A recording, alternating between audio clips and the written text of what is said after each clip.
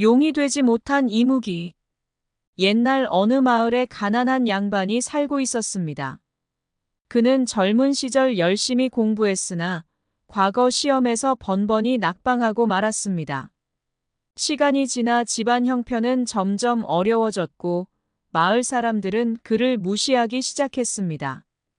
그러나 그는 결코 나쁜 마음을 품지 않고 남을 도우며 성실히 살고자 노력했습니다. 어느 날 아내는 어렵게 짠 배를 남편에게 주며 말했습니다. 이 배를 시장에 가서 팔아 양식을 사오세요. 우리 가족이 굶지 않도록 해주세요. 양반은 아내의 부탁을 받아들고 시장으로 향했습니다. 배를 팔아 돈을 얻은 양반은 집으로 돌아가던 중 길가에 사람들이 모여 웅성거리는 것을 보았습니다.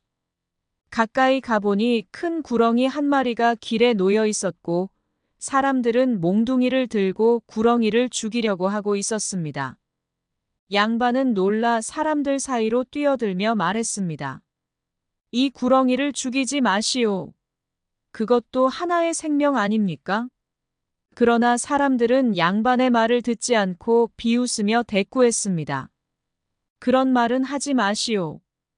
이 구렁이가 우리 마을을 위협하고 있다오. 간섭하지 마시고 길을 가시오. 양반은 다시 간곡히 부탁했습니다. 구렁이를 살려주시오. 이 생명을 살리는데 제 모든 것을 걸겠습니다. 사람들은 여전히 비웃으며 말했습니다. 그렇다면 내가 우리 술값을 다 내라. 그럼 구렁이를 살려주겠다. 양반은 주저하지 않고 배를 팔아 얻은 돈을 모두 내어 술값을 치렀습니다. 사람들은 돈을 받고 떠났고 구렁이는 목숨을 건질 수 있었습니다. 그러나 양반은 빈손으로 집에 돌아왔습니다. 아내는 남편이 양식을 사오지 못한 것을 보고 실망했지만 남편의 선한 마음을 이해했습니다. 이렇게 해서는 살 길이 막막하니 차라리 풍수라도 배워 사람들에게 도움을 주고 돈을 벌어보세요.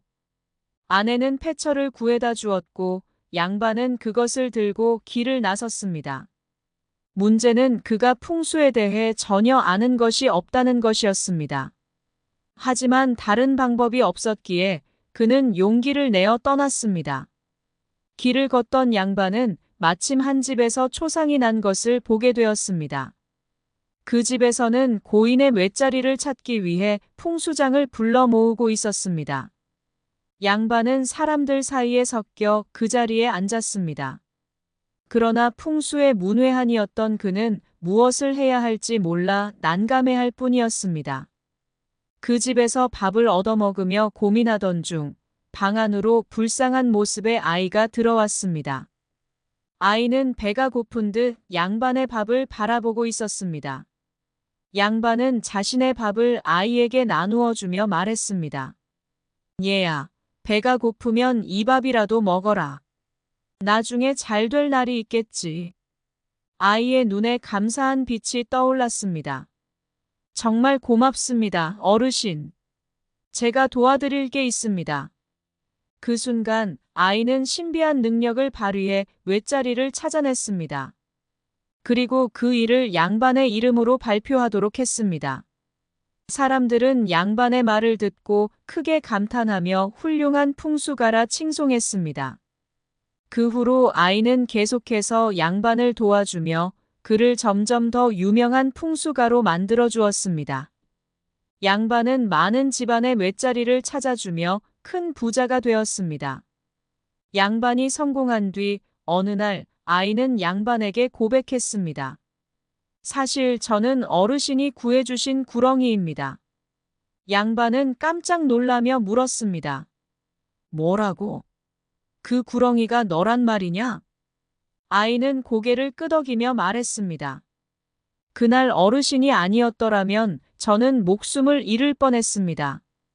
사실 저는 이무기로 하늘로 올라가 용이 될 운명이었어요. 하지만 사람들의 방해로 결국 용이 되지 못했습니다. 대신 목숨을 살려주신 어르신께 은혜를 갚기 위해 이렇게 찾아왔습니다. 양반은 감동하며 눈시울을 붉혔습니다. 내가 용이 되지 못한 것은 안타깝지만 내게 이렇게 큰 도움을 주다니 고맙구나. 이무기는 양반에게 웃으며 말했습니다. 저는 원망하지 않습니다. 오히려 이렇게 은혜를 갚을 수 있어 기쁩니다. 이제 제 역할은 끝났으니 다시 제 길로 떠나겠습니다. 그 후로 양반은 이무기가 준 재능과 부를 바탕으로 더 많은 사람들을 도우며 살았습니다. 그의 선한 마음은 주변 사람들에게도 귀감이 되었고, 그는 모두에게 존경받는 사람이 되었습니다.